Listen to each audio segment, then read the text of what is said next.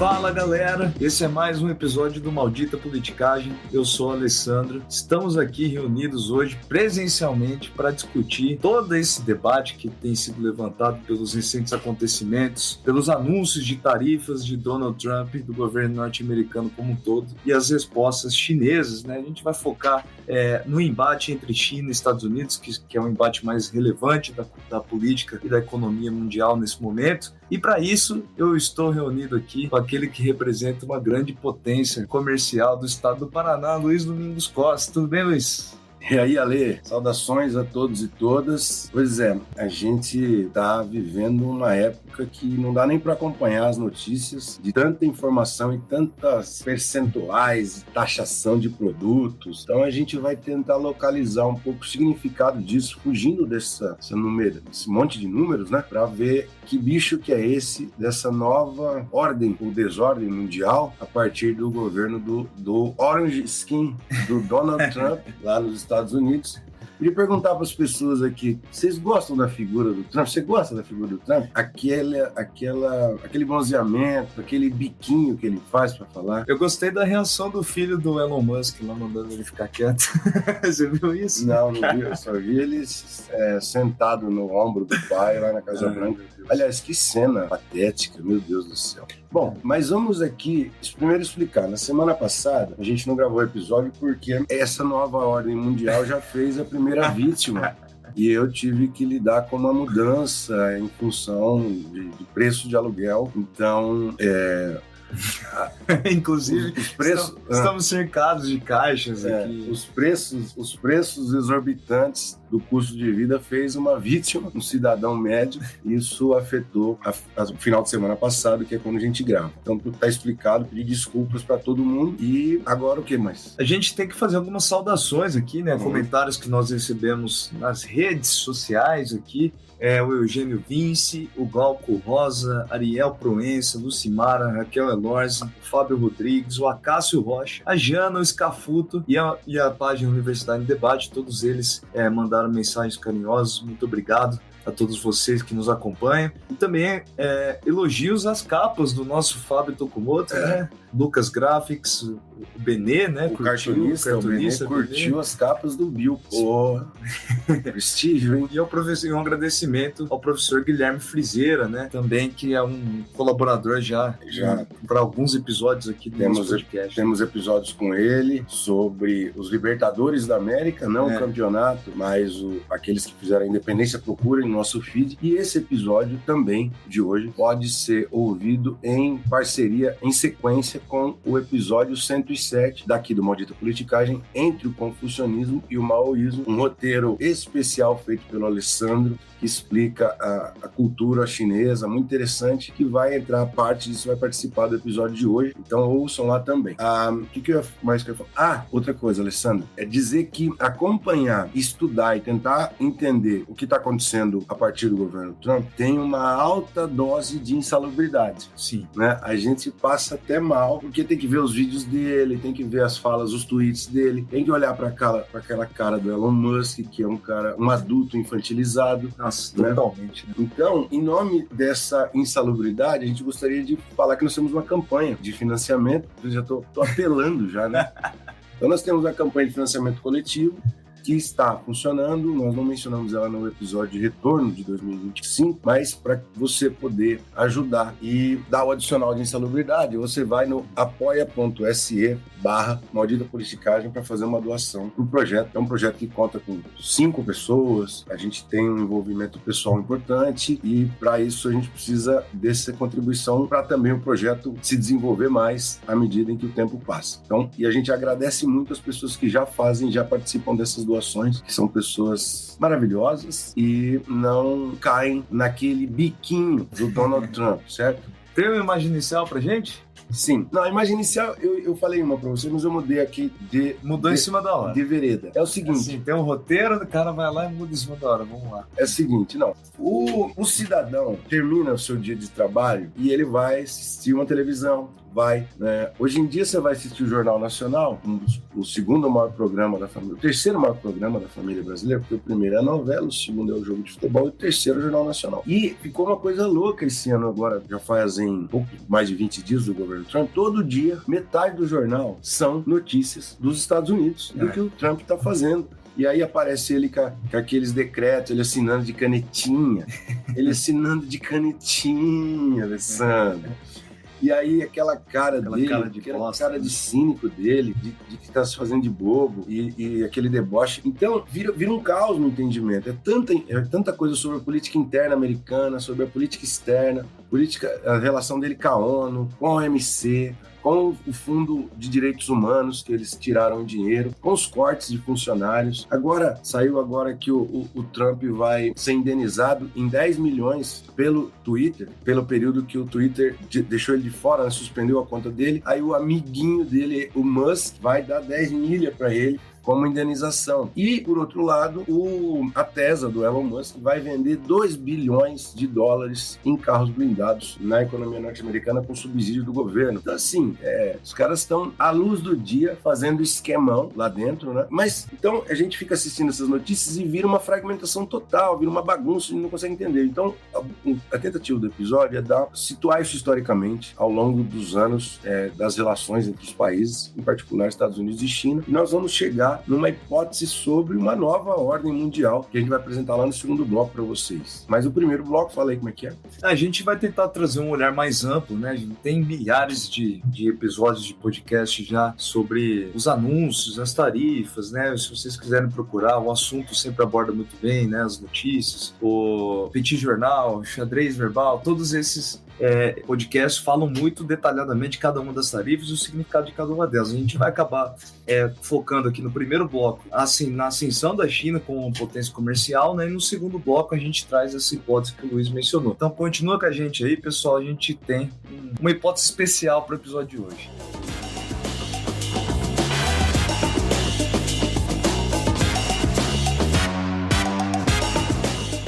Bom, Luiz, vamos começar com as notícias aqui, né? A gente falou que não vai falar de notícias, a gente começa com notícia. Estados Unidos impõe uma tarifa começou, né, o mês impondo uma tarifa de 10% sobre todas as importações da China, e a contrapartida chinesa, né, anunciada pelo Ministério das Finanças, informou que vai impor também, né, vai responder com 15% sobre o carvão e o gás natural liquefeito dos Estados Unidos e 10% do petróleo bruto, equipamentos agrícolas e automóveis, né? Ou seja, China e Estados Unidos tendo um embate comercial, né, o que alguns estão chamando de um início de um princípio de uma guerra comercial. Eu queria falar uma coisa antes, Luiz. A gente poderia dar uma definiçãozinha de guerra comercial. Basicamente, é um país tentando atacar o outro, quebrando as vendas desse país no território nacional. Então, os Estados Unidos está tentando, basicamente, impedir que produtos chineses entrem no mercado americano, né? Chineses e de outros países. De outros países, né? Então, impedir por meio de tarifas elevadas. 10%, 25% são tarifas muito altas, né? As tarifas normalmente acordadas na OMC giram em torno aí de 3%, 5%. E isso é para impedir os produtos chineses que inundam o mercado americano. A gente vai explicar um pouco isso ao longo do episódio. E também tentar fortalecer a indústria americana, né? Que eles produzam os produtos e vendam internamente. Coisa que foi... o mercado americano foi perdendo muito espaço para o mercado chinês a partir da década de 2000. Eu queria fazer uma avaliação prévia, antes da gente entrar na China, propriamente dito, que é essa tática do Trump, né? De uma tática que já vem ocorrendo já faz tempo, né, desde o primeiro mandato, mas você falou desse caos, né, ele sempre anuncia uma série de coisas, e na verdade esses anúncios não acontecem da forma que é anunciado, né, o anúncio causa um espanto tenebroso, né, aparece em todos os jornais do mundo inteiro, afeta inclusive bolsa de valores, etc, né, mas a maior parte desses anúncios, elas não são cumpridas na prática. Quando ele vai, né, e vai dar canetada, ele reduz um pouco, dá um passo atrás, etc. Mas não importa, né? Não importa, no final das contas, ele é uma tática política, realmente, né? De conseguir fazer um espetáculo, né? Com todos os tipos de anúncios. Então, sempre aquele caos, né, inicial, não que o Trump não tenha ideias mirabolantes e caóticas, mas esse caos ele é menor do que parece, né? Essa coisa, ele amplia, né, as coisas. Ele cria confusão para vender a solução, porque ele faz um anúncio de uma tarifa muito alta e aí ele coloca o negociador, o seu oponente, numa condição de mais fragilidade para ele negociar uma tarifa que é menor do que ele anunciou, mas que é vantajosa para os Estados Unidos. Sim. Então ele fala, vai ser 25. Daí, daquele barulheira, essa bagunça, oscilação na bolsa, e aí depois ele senta e conversa e fala, vai ser 12, vai ser 10. É mais ou menos isso. Então. Bom, Luiz, vamos começar então com a China. Você quer começar a narrativa de como a China se tornou, não lá atrás, né, mas como a China se tornou recentemente uma força comercial capaz de rivalizar com os Estados Unidos? Rapaz, mas eu tô encafifado com esse negócio da canetinha. Só me ensinar uma coisa aqui. Você sabe de uma coisa? Vou contar um caos aqui, Alessandro.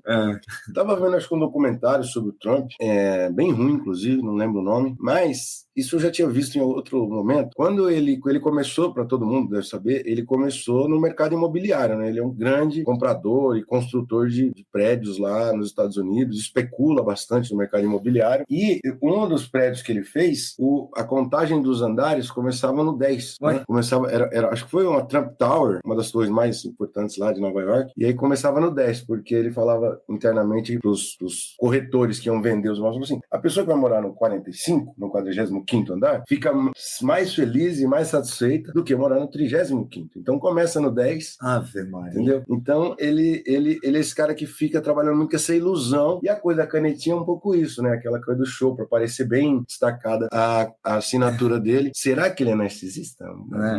Bom, mas vamos lá recuperar a história da expansão da economia chinesa no mercado internacional. Então, um passo a passo aqui. Isso, e quem nos ofereceu essa análise de uns autores americanos foi o professor Guilherme, então, novamente agradecer a ele. Dezembro de 2001, vamos lá. Em dezembro de 2001, a China entra na Organização Mundial do Comércio e dezembro de 2001 foi logo após o ataque de 11 de setembro de 2001. Nós até mencionamos no episódio passado o ataque terrorista às Torres Gêmeas. Então, é um momento de um mundo em nova reconfiguração, né? A luta contra o terrorismo. O presidente norte-americano era o George W. Bush, que já fechou uma negociação com a China que acontecia já há 15 anos, havia essa negociação para a China entrar na Organização Mundial do Comércio, com várias cláusulas bem complexas sobre cotas de impostos e o que podia vender, o que não podia vender, enfim. Mas, acima de tudo, esse acordo sinalizou a disposição da China de jogar pelas regras do comércio internacional e harmonizar o seu aparato governamental com uma ordem mundial que exige clareza e justiça. Então, você vai lá, assina os contratos com os países mediados pelos juízes da OMC, que é um tribunal. A OMC é um tribunal que hoje, inclusive, está totalmente combalido. Depois a gente fala disso. Bom, e aí, havia uma expectativa por parte da diplomacia americana que a China fosse ser domesticada, né? Não vai ser mais comunista, vai entrar na economia de mercado e vai ser todo mundo brother, vai ser todo mundo amigo, e esse perigo do comunismo fica para trás. Mas as coisas não...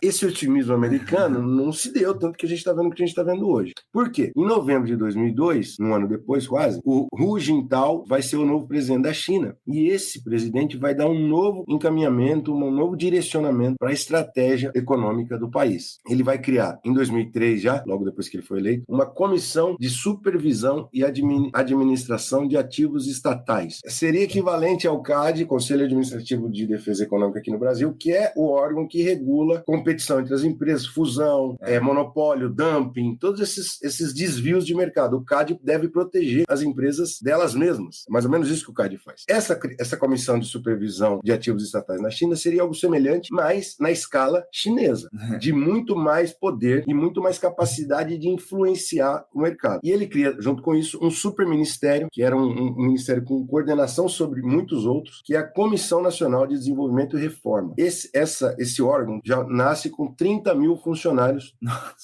30 mil burocratas trabalhando para fazer uma nova fase dos planos quinquenais famosos que vem lá desde a Revolução Maoísta, que é o seguinte: você tem que fazer um plano de pensar a economia para os próximos 5 anos, né? Essa ideia de economia planificada que não é o livre mercado que toca, mas é o Estado. Então, veja, a China ela dá um no cravo e um na ferradura. Ela entra no OMC, mas ela aumenta o poder do Partido Comunista e da cúpula do Estado sobre a economia nacional, entendeu? Ela faz esse jogo duplo. Aumentando a capacidade de planejamento a longo prazo, né? Isso. Vamos colocar aqui os planos quinquenais, acho que é algo importante aqui, Luiz. O plano quinquenal começou lá em 53 e desde então, né, a cada 5 anos os chineses anunciam um novo plano quinquenal. Nós estamos, inclusive, no último ano desse plano quinquenal atual. É possível que em 2025 agora, ou no começo de 2026, o novo plano quinquenal apareça por aí. Muitos já dizem, né, o que vai conter nele, né, uma corrida espacial, né, essa luta pela sustentabilidade, por novas fontes energéticas, né, tudo por isso. Inteligência artificial. Nova Rota da Seda, tem vários projetos que já vêm, né, desde os anos 2000 e que agora vão tomando cada vez mais força. É uma parada sinistra. Uma vez, já faz muitos anos, eu baixei um plano quinquenal. É grande? É gigantesco e muito, muito detalhado, assim. Também, se cada funcionário escrever um parágrafo... Tá gigante. Mas, enfim. E aí, a partir dessas duas instâncias, né, essa comissão, esse CAD chinês super fortalecido, e esse super ministério, a China vai começar a organizar uma estratégia interna na sua economia de maior intervenção estratégica e de planejamento na economia, certo? Um símbolo mais importante disso foram um negócio mas hoje eu tô com um caso para contar. Hoje vai ser só caos japonês. O tais dos telefones vermelhos, que eram telefones distribuídos nas altas hierarquias do Estado chinês. Era um telefoninho daquele igual da casa da avó, assim, né? Aquele telefoninho clássico, só que aqui no Brasil é bege, né?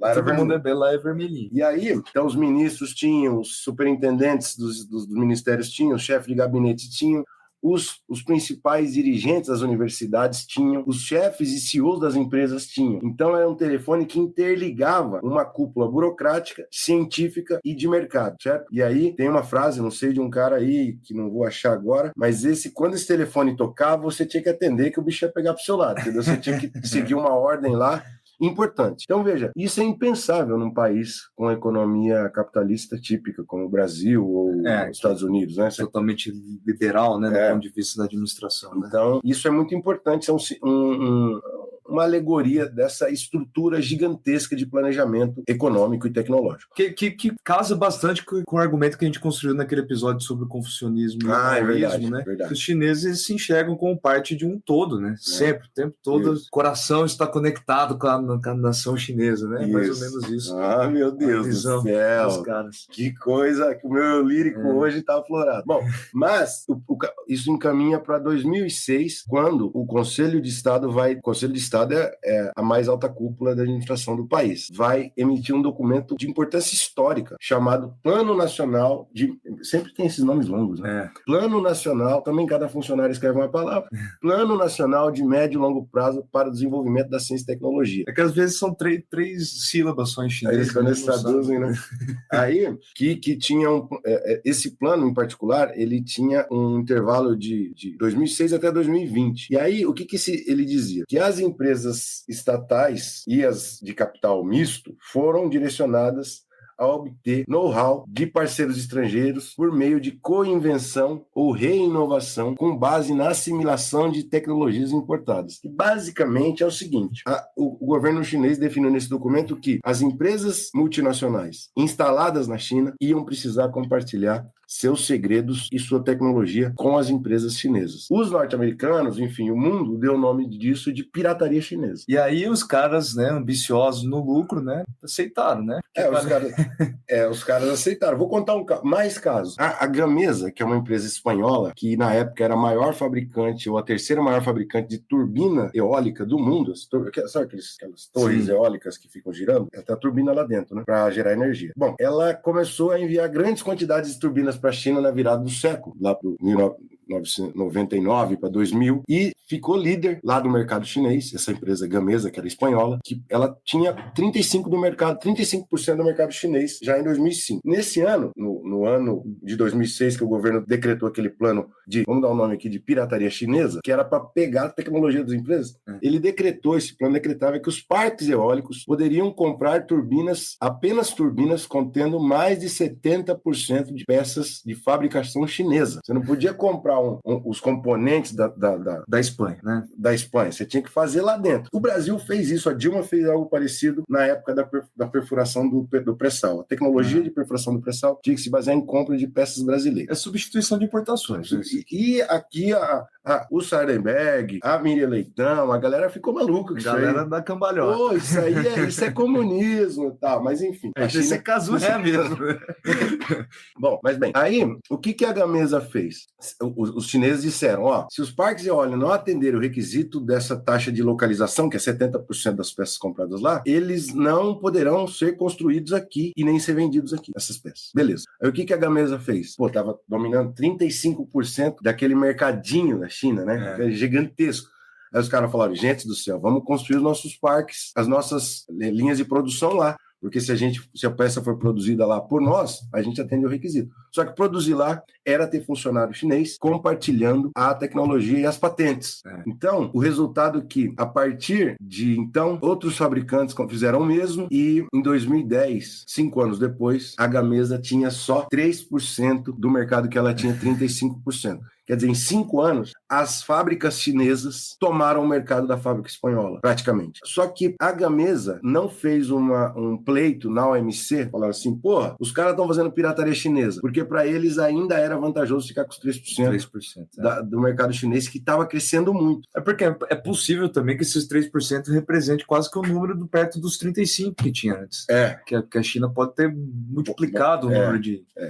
Então, claro, tudo isso só faz sentido, só é possível de um país fazer isso tendo aquela população de mais de 1,3 bilhões de pessoas, acho que é isso que está hoje, né? 1,4, 1 bilhão e 400 milhões de pessoas, dá quase 7 vezes a população do Brasil, e uma mão de obra muito barata. Então tem que ter isso, porque você consegue competir rápido e colocar rápido o produto. Então você pega a tecnologia que você não tinha, você produz com uma mão de obra barata. E um outro fator importante, o câmbio era baixo, artificialmente baixo. O governo, por uma série de mecanismos econômicos que não dá para explicar, ele fazia com que o renminbi, a moeda chinesa, valesse muito pouco no mercado. Então, o produto chinês fica muito barato.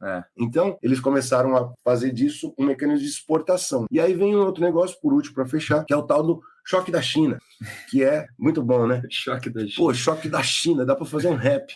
O choque da China, que é basicamente a dizimização, né? Acabar com empresas em outros mercados a partir da inundação das mercadorias chinesas, que por conta desses fatores que a gente disse aqui, mão de obra barata, câmbio baixo, né? Então você vende uma parada com uma moeda muito mais desvalorizada, o cara que compra em dólar compra por muito menos, compra por mixaria. Então, e aí, incrementando a tecnologia, lembra que antigamente, uma coisa importante, não sei se os mais jovens ouviam isso, mas na nossa infância e adolescência, a gente, quando se referia a um produto de baixo valor, chinês, falava, isso é Xing Ling, hein? Que era um produto que não durava muito, que quebrava fácil. Essa política de co-invenção ou barra, para usar a expressão ocidental, de mau gosto, a pirataria chinesa visava justamente mudar esse rumo, fazer que os produtos chineses tivessem alta qualidade. Então, mão de obra barata, vendia por uma moeda subvalorizada e tecnologia crescente, qualidade vai crescendo. Hoje em dia, os celulares da... Fazer propaganda? A Huawei, como é que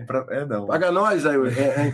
Financia uma dita politicagem. O celular dos caras é bom, né? Então, meu irmão só fala desse. Eu quero um BYD, por favor. BYD, manda pra nós. BYD, faz uma publicidade aqui numa dita politicagem. Pois bem, então, isso fez com que hoje o mundo seja configurado basicamente por produtos chineses em tudo que a gente olha, né? Os dados macroeconômicos da vantagem comercial da China em relação aos Estados Unidos é bizarro. As exportações chinesas para dentro dos Estados Unidos produzem mais ou menos 400 bilhões de dólares de vantagem comercial, né, o contrário de déficit, o que é? Superávit comercial na China e nos Estados Unidos. Quer dizer, o mercado norte-americano está invadido por produtos chineses em função dessa história que a gente contou e desse modelo de desenvolvimento chinês.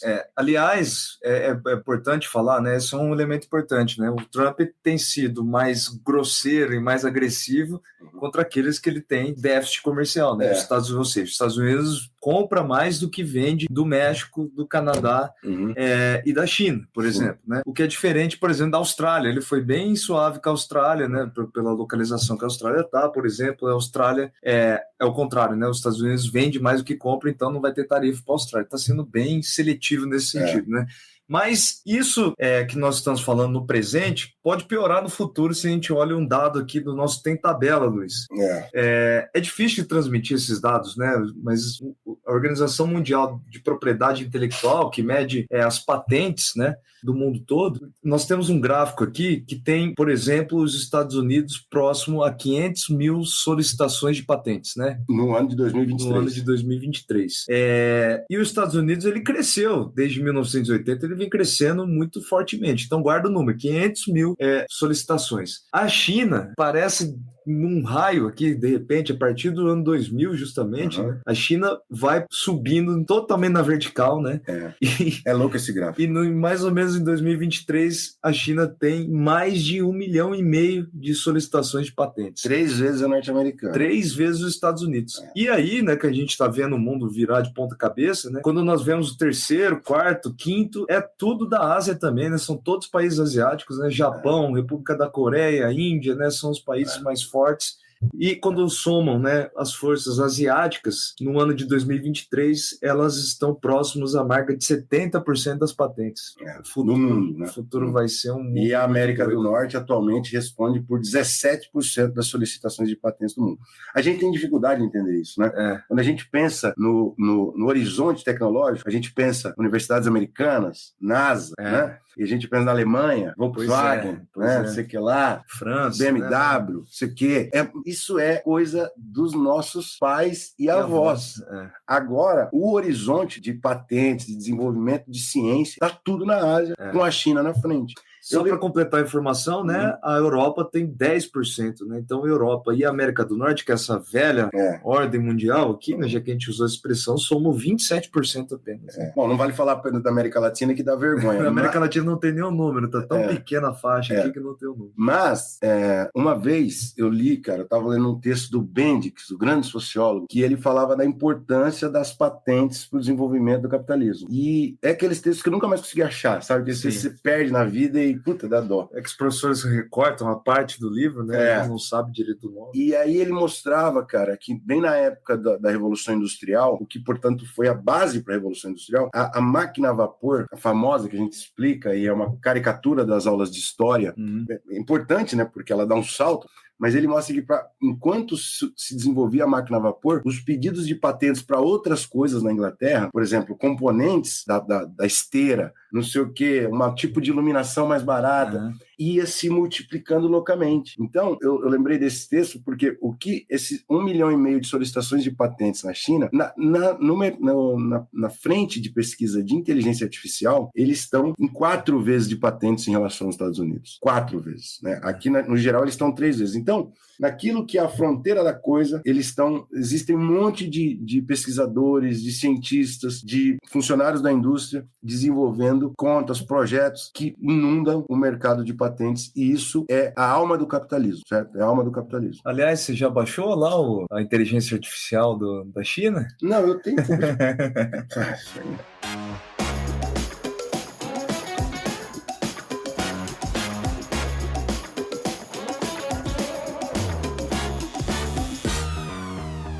Bom, Luiz, vamos acelerar o negócio que tá longo aqui, esses primeiros blocos nossos aqui. Vamos tentar eu tô falando igual o velho do Rio. Você sabe que a galera do episódio passado ficou zoando. Agora nós temos o Fábio, que cuida das nossas redes sociais com maestria. Meteu-lhe um corte lá, eu de boné, a galera ficou me chamando de Paulo Marçal. Eu já falei. Fiquei numa piorzinha. Então, esse episódio eu mudei, vim vestido de velho do Rio. Na verdade, eu tô mais pro Jeremias Berdinazzi, na novela O Rei do Gado. Porra, como é que você lembra os caras? E meti uma boininha para ficar mais esquerdista, né? Tá, entendi. Nada de Paulo Marçal, que Paulo Marçal não tem vez. Vai. Entendi. Ô, Luiz, você sabe que nessa coisa da gente estudar a China aqui, eu fui ver um documentário sobre o Xi Jinping. Posso contar aqui um trecho da coisa? Causa. O Xi Jinping, cara, puta, tem uma história sensacional. Apesar do documentário ser um lixo, né? Ser totalmente americanizado, né? Parece aqueles negócios da CNN, sabe? Aquela coisa.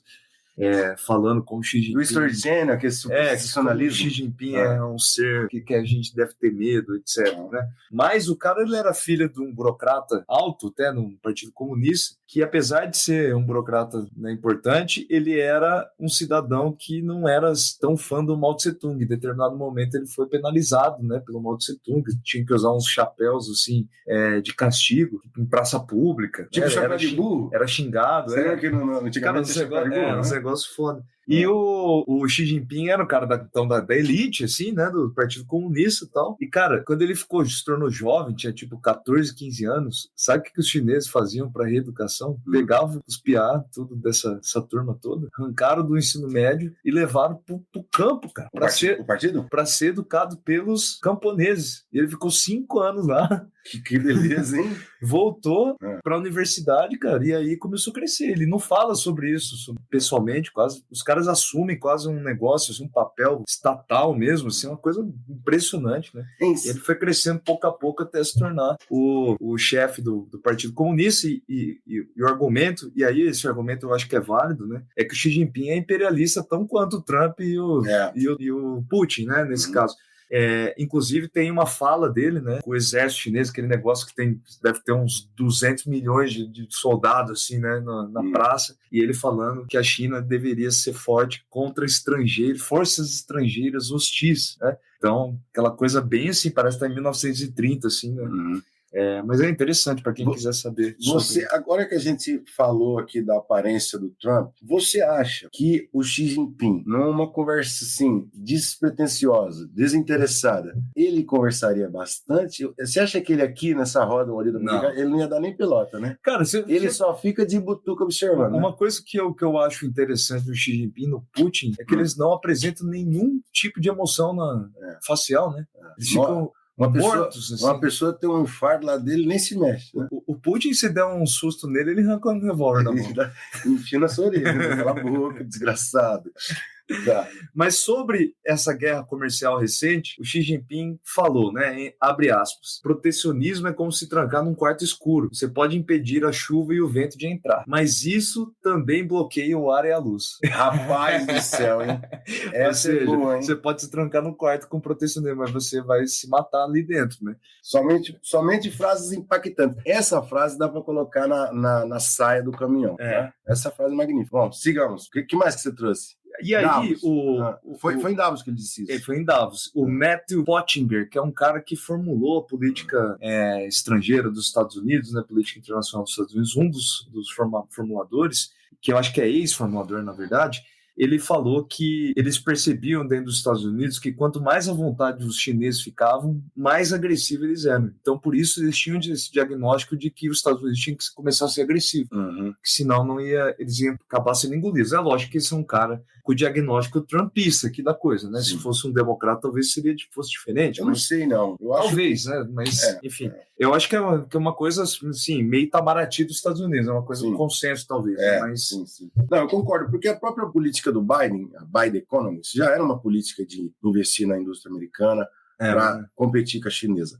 O que o Trump está fazendo é escarcéu e chantagem, e barraco, porque esse é o estilo dele, o estilo da extrema-direita. Agora, existe um núcleo, um horizonte de enfrentamento da China que nós vamos abordar agora, né? Como é que é? O Andreas Kluth, você quer falar primeiro a conferência de Yalta? É bom contextualizar. Bom, você assistiu o documentário, eu também assisti um documentário sobre isso, mas é por conta da hipótese desse Andreas Kluth. Eu fui ver um documentário francês, eu já esqueci o nome, que está no canal Curta, que fala detalhadamente dos dias que contam o final da Segunda Guerra Mundial e antecedem a Guerra Fria. Né? E aí, basicamente, um episódio, são 2 episódios. O primeiro episódio é sobre a Conferência de Yalta, que aconteceu em fevereiro de 1945, ali quando a guerra já estava acabando, o Stalin estava entrando em Berlim e a Europa já tinha sido recuperada, a França já tinha sido recuperada depois da Normandia, lá do desembarque do dia D.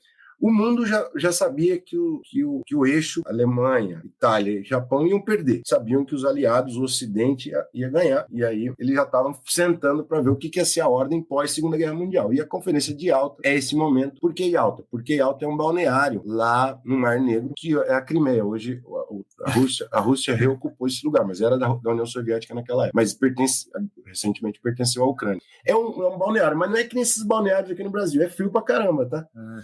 E aí o Stalin conseguiu convencer os grandes líderes dos aliados, né, o Roosevelt dos Estados Unidos e o Churchill da Inglaterra, a irem para lá e passar frio e fazer a reunião lá sobre a nova ordem mundial. Então eles tinham dossiês que eles tinham que votar todo dia. E um dos dias era a criação da ONU, outro dia o que fazer com o Japão, que não dava sossego lá no Extremo Oriente, a guerra não acabou no Oriente, né? E aí o Roosevelt queria que o Stalin ajudasse, porque senão eles não iam conseguir, a bomba não estava pronta. Detalhe, a bomba atômica não estava pronta. Sem a bomba atômica, o Japão ia arrastar a guerra por muitos meses. E isso estava tirando popularidade do governo americano por causa da perda de soldados. Então, o Roosevelt queria falar, Stalin, chegar perto daquele bigodaço do Stalin, aquele bigodão, falar, Stalin, ajuda nós lá, pô. Né? Porque o Stalin tinha exército, tinha armas, e os americanos não estavam conseguindo vencer os chineses, os japoneses, perdão. E aí, um dos dossiês era o que fazer com a Europa, né? E aí havia interesse da Inglaterra na Grécia e no Mediterrâneo, e interesse do Stalin no leste europeu, Polônia, Bulgária, Hungria, patati. Então, um desses dossiês, pelo qual a conferência ficou famosa, é que ali eles acertaram, eles combinaram zonas de influência, que na verdade é país alinhado, né? E controlado geopoliticamente pelas potências. O Luiz até caçou aqui um papelzinho escrito à mão. Bacana, eu tava mostrando aqui pro japonês. 50% da Hungria para um lado, 50% do outro. Isso foi feito na conferência anterior que fez o terreno para Yalta, que é a conferência de Moscou, que o Roosevelt não foi, porque o Roosevelt estava na campanha de reeleição, foi em outubro de 44. A de Yalta, fevereiro de 45. Lá em Moscou, o Roosevelt não foi, e o Stalin e o Churchill, na boca miúda, no segredo, no costado do Roosevelt, eles fizeram quase um papel de guardanapo. Eles anotaram, 90% da Grécia é minha, o Churchill. E aí o Stalin, 90% da Polônia é do Tata, entendeu? Eles foram negociando e tal. Cara, imagina o Stalin, o Roosevelt e o Churchill conversando. Que coisa bizarra que deve ter sido, né? Não, é muito bom esse documentário. Depois eu lembro o nome, a gente posta em algum lugar aí no Twitter. Mas tudo isso para chegar no ponto desse Andreas Kludt, que é um internacionalista que escreve semanalmente na agência Bloomberg. E ele tem a hipótese de que essa nova estratégia americana vai apontar para uma nova Yalta, na qual os países, essas potências, ele coloca junto à Rússia, mas aqui a gente está falando basicamente dos Estados Unidos e da China, vão definir zonas de influência e de predominância econômica. E claro, econômica, se é econômica, também é geopolítica. Né? Então, fala. É quase que uma delimitação, né, das zonas de influência de cada um. E aí você deve estar se perguntando, eu estava me perguntando quanto a isso, né? Por que o Trump, então, tá sacaneando com o Canadá e com o México, que são dois, enfim, vizinhos, e o Canadá um aliado histórico super grande, né, super importante. Bom, o Andreas Kludt fala que ele compara aqui a coisa do Trump com o que o Mohamed Ali fazia. Eu fui até procurar, né? Mas hoje tá bom de coisa, de história, né?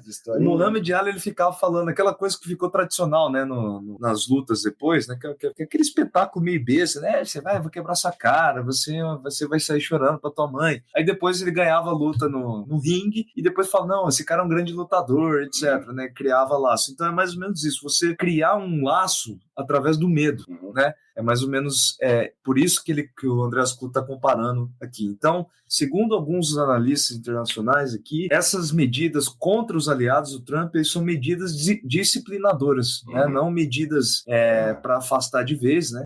Essa disciplina sobre o diagnóstico de que os Estados Unidos estava sendo aproveitado durante muito tempo, etc, né? E aí, inclusive, né, a última das notícias foi uma ameaça, né, a alguns dos aliados, inclusive o Brasil, né, que entraram no BRICS, etc., que se eles embarcarem nessa coisa de criar uma nova moeda do BRICS, etc., eles teriam 100% de tarifa sobre eles, né?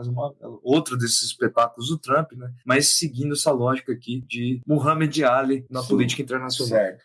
Então, para a gente se entender direito, essa nova e alta que apontaria para uma nova ordem mundial, ou uma nova... Porque a Guerra Fria, ela produziu uma certa estabilidade. É a frase do Raymond Aron, né, o sociólogo francês. A Guerra Fria era um lugar assim que a guerra era improvável, mas a paz era impossível. Muito boa frase, né? A guerra é improvável. Por que improvável? Por causa das armas nucleares que os dois conseguiram construir já na década de 50, né? Então havia um equilíbrio militar, o que tornava uma guerra, uma terceira guerra, improvável, mas a paz impossível. Por quê? Porque eles faziam guerra por procuração. Guerra no Vietnã, guerra na Coreia, né? Então era assim que a coisa acontecia. E era um mundo muito de muita hesitação, de muita apreensão, né?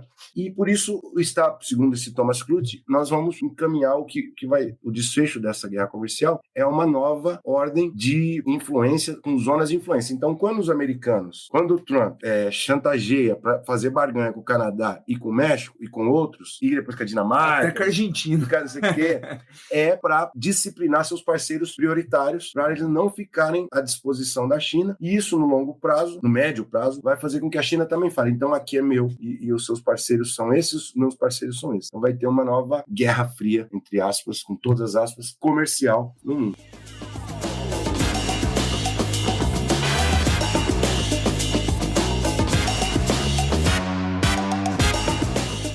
Sem sacanear, sem querer sacanear, mas você soltou uma parada que é tipo uma cacofonia maravilhosa, né? O Trump, então... Você falou o Trump, então... Pô, isso aqui é sotaque linense, caramba. E que me fez lembrar que o professor André Zygmunt, ele depois que o Trump assumiu, ele criou uma expressão maravilhosa que é se estrumpemos.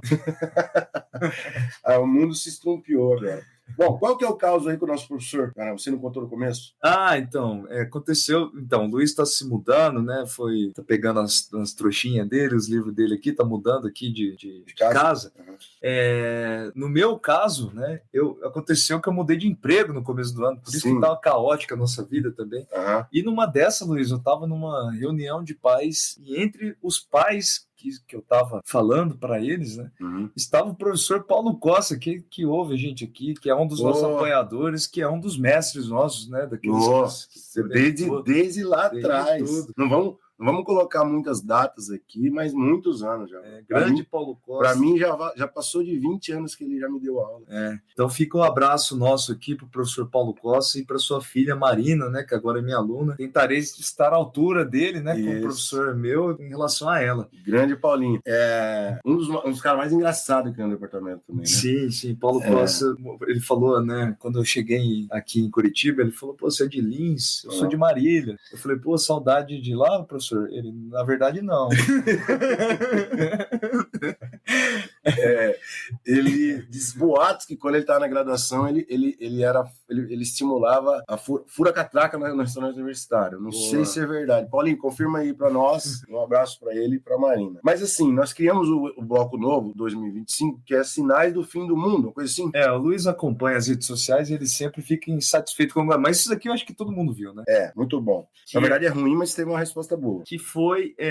Não, deixa eu contar no começo. Vai lá. 2 vereadores de alto garbo aqui na Câmara Municipal de Curitiba, não me lembro o nome, fizeram uma moção para votar no plenário da Câmara, aqui em Curitiba. Veja a importância da Câmara de Curitiba. E deles. Quase alta aqui. Me lembrei de outra coisa, eu vou contar. Uma moção de apoio ao presidente Trump. Mas você vê, sabe a expressão que me faz lembrar disso? É o sabujo. O sabugismo. O sabujo é o paga-pau, é o puxa-saco, é o cara que tá grudado ali, sabe? A sabugice de um vereador de Curitiba. Parecida com a do Milei. Veja a autoestima do Milei. Ele tá querendo construir um muro pra isolar a Argentina do Brasil, rapaz. Você tá louco, ele tá andando... Meu Deus do céu. Bom, mas aí é repugnante esses vereadores, sabugismo representado na Câmara de Curitiba, mas aí teve uma resposta. Eu tenho certeza que Donald Trump não sabe o seu nome, não sabe sequer o que o senhor está fazendo aqui. Mas sabe quem sabe o teu nome, vereador? A moradora do Caximba, a moradora do Tatuquara. Sabe o seu nome? O morador do Sítio Cercado. E aí, no lugar de discutir Donald Trump, eu vou discutir alguns temas relevantes que aí também estendo para toda a bancada aí da extrema-direita para que façam o mesmo. Nosso gabinete, vereador, não para de receber inúmeras mensagens sobre os alagamentos que invadem as casas e as residências e os comércios nessa cidade de Curitiba. As pessoas não aguentam mais prejuízos. Tem um projeto apto, vereador, para ser votado nessa casa desde setembro do ano passado, que isenta o IPTU dos imóveis atingidos por enchentes e alagamentos. Esse projeto é muito mais importante do que dar aplausos para Donald Trump. Então eu peço que não só o vereador, mas também como os vereadores da extrema-direita se posicionem de maneira certeira para representar os votos da população curitibana que de fato paga o salário de vocês, para que os senhores cheguem aqui todos os dias e discutam Curitiba de maneira humanizada e não gastem os nossos tempos e o tempo da nossa população curitibana com devaneios e com aplausos a pessoas que não representam essa casa e tampouco representam o povo curitibano. A resposta magnífica da vereadora Camila Gonda, do PSB, aqui do Paraná, que também é pesquisadora lá na Federal, e é um abraço para... Nós não a conhecemos, mas... foi sensacional, a resposta muito forte, ela destruiu. Aplausos para ela, né? Se preocupa com os seus representados, caramba, né? Basicamente isso. Mas menos cacafonice, né? Então, sabe o que eu lembrei? Essa moção de apoio desses vereadores aqui. Teve uma época que nós fomos num EREX, Encontro Regional de Estudantes de Ciências Sociais, e aí estava tendo a guerra no Afeganistão, e aí nós estávamos lá na Universidade Federal de Santa Catarina, num calor da BS lá, do plenária, e a galera, quero votar a moção. Contra quem? Contra a guerra no Afeganistão. Porra, cara. Eu cansei de reunião de centro acadêmico falando para fazer uma carta de repúdio contra a ação de Israel na Palestina. Ai, meu Deus do céu, porra, gente, é demais, né? Vamos fazer alguma coisa que dê para ser ouvido, pelo menos, né? Luiz, tem algumas recomendações, duas, né? Eu falei sobre o documentário sobre Xi Jinping se chama The Rise of Xi Jinping. Não é bom o documentário, mas é bom para quem quiser saber, conhecer sobre a biografia dele. É totalmente enviesado, mas está aí a recomendação. E a outra coisa, você falou sobre o documentário da Guerra Fria, da Segunda Guerra Mundial, a Guerra Fria, né? O documentário que conta todas essas conferências de resolução da Segunda Guerra Mundial também fica aqui. No canal Curta. A nossa recomendação.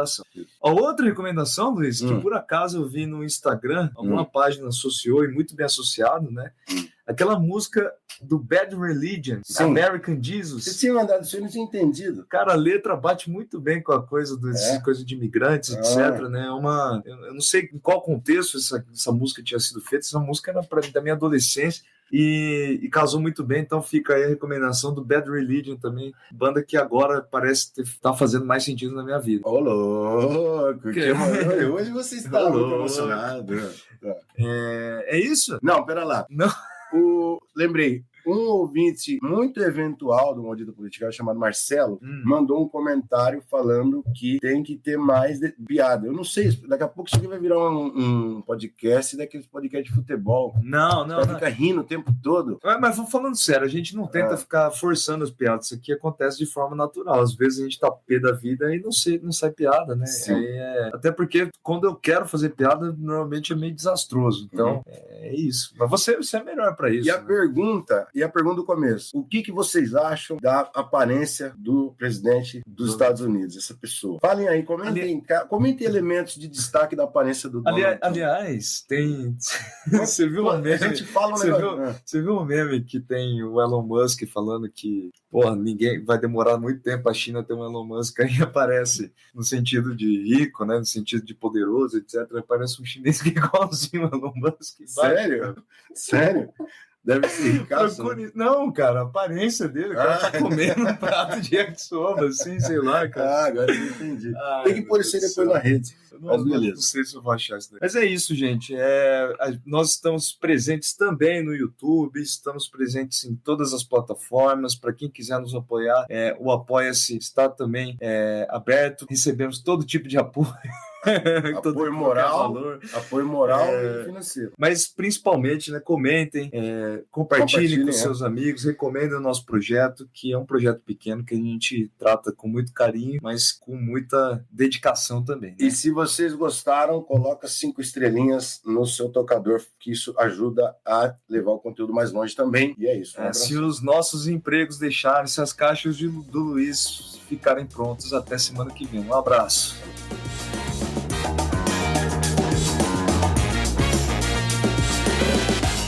O Maldita Politicagem tem roteiro e produção de Luiz Domingos Costa e Alessandro Tokumoto, edição de áudio de Matheus Bittencourt, finalização de áudio e identidade visual de Fábio Tokumoto.